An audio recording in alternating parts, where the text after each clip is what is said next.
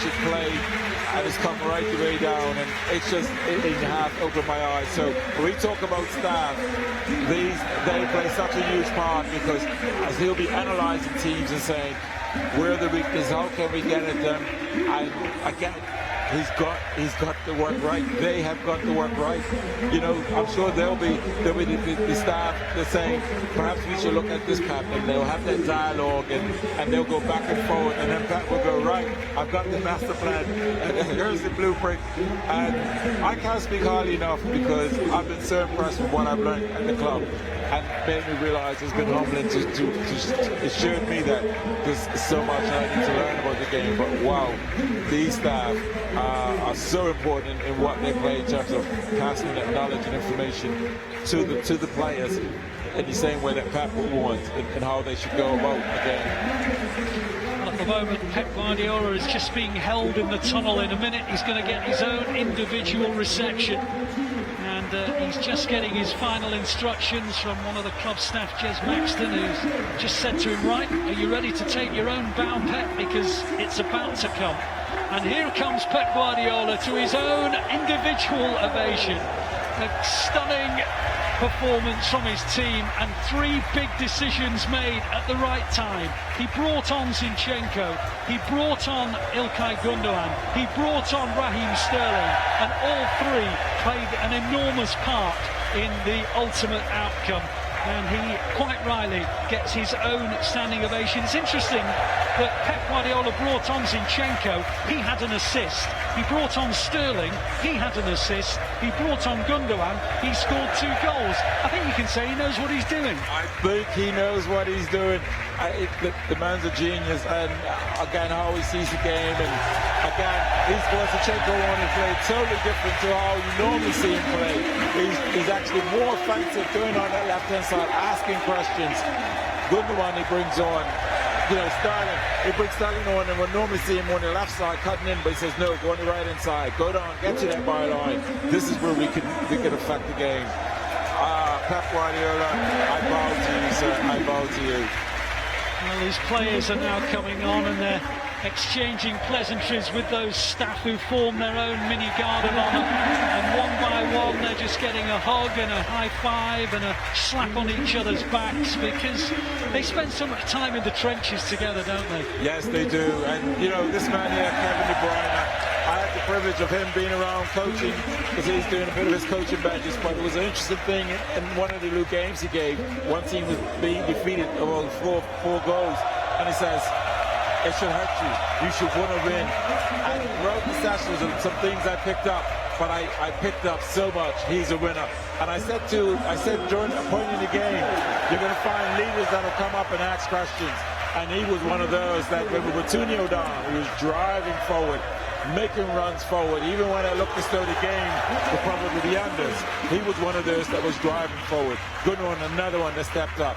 And that's where you see those leaders and those winners. And I saw that with him coaching, and I saw it. We all saw it today with him driving on and helping the team to win today. Well, now one by one the players are going up for their medals. The first one is the goalkeeper, Zach Steffen. He'll be followed by each and every squad member. Edison, who had that little injury scare, you might remember, but he got his medal draped over his neck. John Stones now goes up for his. It's a wonderful moment for each and every one of them. 9 months of hard toil, 9 months of hard graft. John Stones, you know, I saw him pull cramp 10 minutes ago, and the game wasn't, at that point, I looked at him and I thought, is he going to get through? He done absolutely brilliant to continue playing on, because he would look to the side and he was like, I've got to stay on. So this is what it took. Absolutely brilliant determination. We just saw Alexander Zinchenko, who's particularly emotional, bearing in mind what is occurring in his country. Aymeric Laporte takes the plaudits. One by one they come up. Joao Cancelo, many people believe he was City's player of the season. It's it's a list that you could perhaps quote anybody on, because they've all played their part. And Jack Grealish, the only senior member of the club not to get himself a winner's medal in the Premier League before, now has what he came for, and that is a winner's medal draped over his neck. Rodri, who scored that all-important equaliser and made it 2-2 for his 7th goal of the season. Not bad for a defensive protector. And then Bernardo Silva, what an incredible talent he is. Nobody works harder, nobody runs more kilometres, nobody digs in deeper than he. Raheem Sterling came on the field and made a difference with a wonderful cross, which Ilkay Gundogan tucked into the corner of the net. I can go on and on about the superlatives, but Gabriel Jesus, a wonderful shift today, Sean. Yes, I mean, absolutely a beautiful shift. I mean, he worked and he just showed you his determination, his love for the club, to play for the club, his desire to win today. I mean, defensively, he was there doing what was needed. Offensively, pressing and pushing and harrying the defenders. When it was needed to keep the ball in the corner, it was him at one point holding up a defender with all his last bit of strength and energy to just keep that ball by the corner flag so they could run their clock down. It was absolutely brilliant today. He really was. We just saw Cal Walker getting his medal. He was on the bench today. Ruben Diaz sadly injured for the last 2 or 3 weeks, but what a part he's played, of course.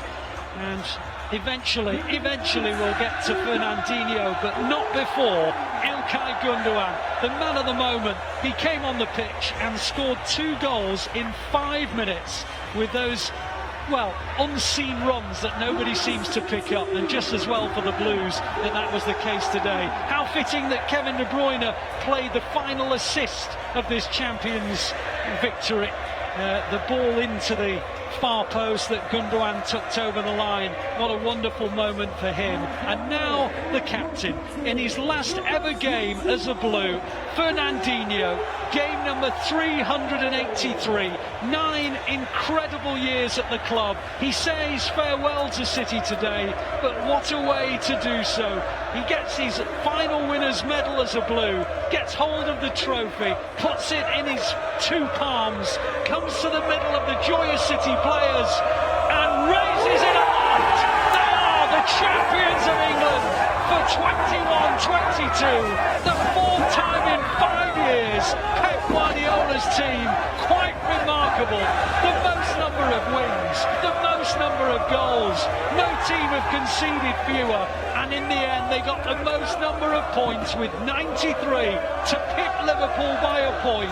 A word for Liverpool, the quad for them is over, but my goodness did they push the Blues all the way. It says a great deal about this team, this wonderful, wonderful team, that despair that they felt at the Bernabeu just a few weeks ago was cast aside. They then focused their minds on the title, and my goodness, they've done it in style, in dramatic style. 10 years ago, they said the drama of the Aguero goal would never be repeated. Well, I tell you what, we got pretty close today. They came from 2 behind. They scored not once, not twice, but 3 times. And the victory against Aston Villa has given them the Premier League crown once again. Tell you what, Sean, when you put it into perspective, 93 points in almost all but 3 seasons. You'd have won the title with about 86 or 87. That tells you how good this 2 City and Liverpool are.